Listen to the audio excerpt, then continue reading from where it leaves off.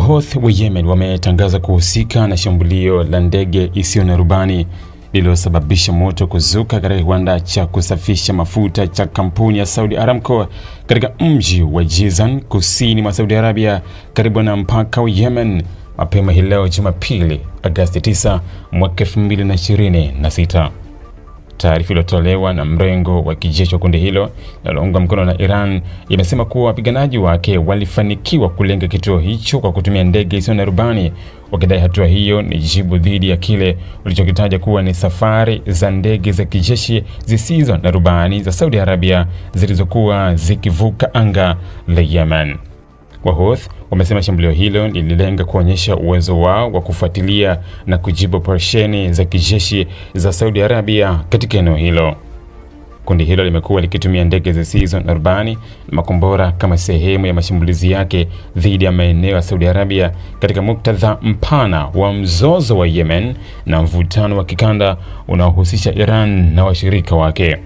Moto huo ulizuka katika kiwanda cha kusafisha mafuta cha Jizan wakati wa mapambazuko na kusababisha vikosi vya uokoaji kupelekwa haraka katika eneo hilo.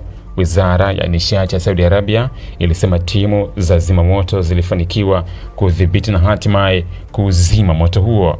Kwa mujibu wa mamlaka za Saudi Arabia, hakuna mtu aliyeripotiwa kujeruhiwa kutokana na tukio hilo.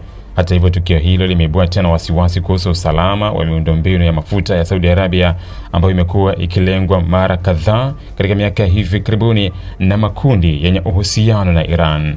Jizan ni eneo muhimu kimkakati kwa Saudi Arabia kwa sababu ya nafasi yake kwenye mwambao wa bahari ya Shamu na ukaribu wake na Yemen. Eneo hilo liko kusini mwa Saudi Arabia karibu na mpaka wa Yemen, na hivyo kuwa katika nafasi ambayo linaweza kuathiriwa kwa urahisi na mashambulizi yanayotokea upande wa Yemen. Kiwanda cha kusafisha mafuta cha Jizan ni sehemu muhimu ya sekta ya nishati ya Saudi Arabia.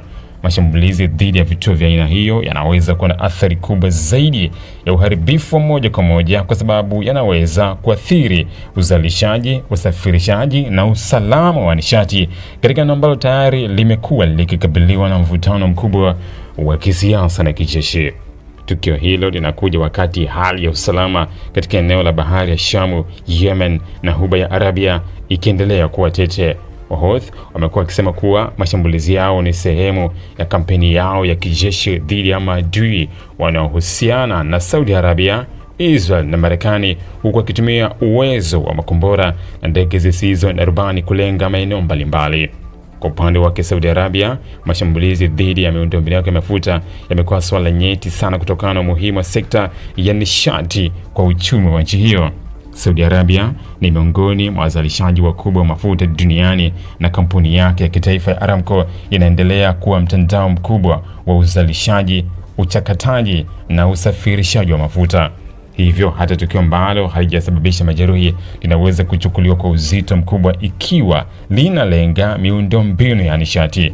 Serikali hulazimika kuhakikisha kuwa moto au uharibifu wowote hauenei katika maeneo mengine ya kiwanda na kwamba shughuli za uzalishaji zinaweza kuendelea bila kuvurugwa. Ili kuwa mwanafamilia bora wa Global TV, usisahau kusubscribe, like, kushare na kucomment. Baada ya kusubscribe, bonyeza alama ya kengele ili kupata taarifa kwa kila video inayopanda Global TV Online.